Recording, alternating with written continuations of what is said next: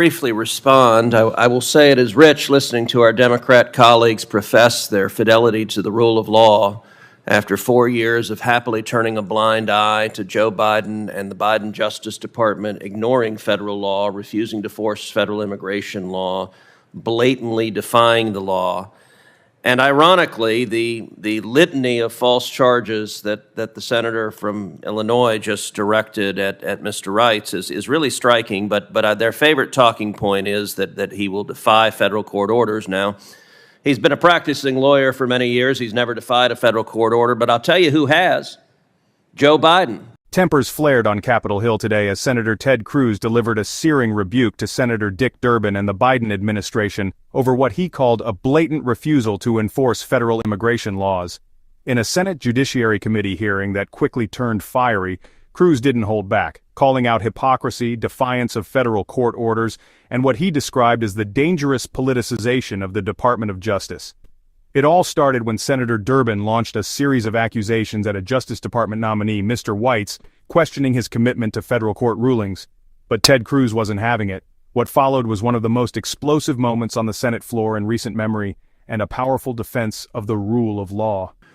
Mr. Wright's disrespect for the finality of court orders is matched by his disrespect for the finality of a jury verdict. He's unfit to lead the Office of Legal Policy, and I urge my colleagues to oppose him. Mr. Chairman. Who's calling? Mr. Chairman. Yes, please, go ahead, Senator Cruz. If I could briefly respond, I will say it is rich listening to our Democrat colleagues profess their fidelity to the rule of law after 4 years of happily turning a blind eye to Joe Biden and the Biden Justice Department ignoring federal law, refusing to force federal immigration law, blatantly defying the law.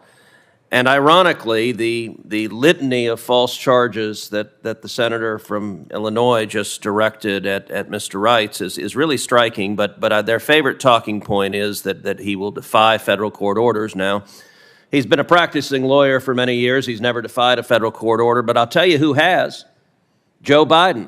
And in fact, let's read what Joe Biden said in his tweet.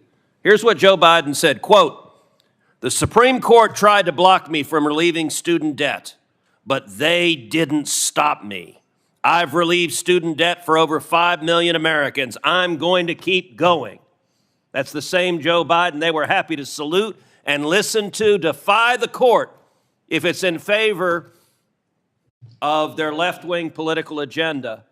I will point out the aspersions Ranking Member Durbin just cast to Mr. Wright. He is also in the Marines as a reserve, a major in the Marines. He has fought to defend this nation, and he will make an exemplary Assistant Attorney General at the Department of Justice. And I, for one, am glad we are getting officials at the Department of Justice who will follow the damn law instead of being lawless and treating the Department of Justice and FBI as the personal enforcement arm of the Democrat National Committee. I urge everyone to vote yes, although I'm confident everyone on the left side of the aisle is going to vote no, because for all their words of the rule of law, they could not bring themselves once to demand the rule of law be followed from the Biden Justice Department.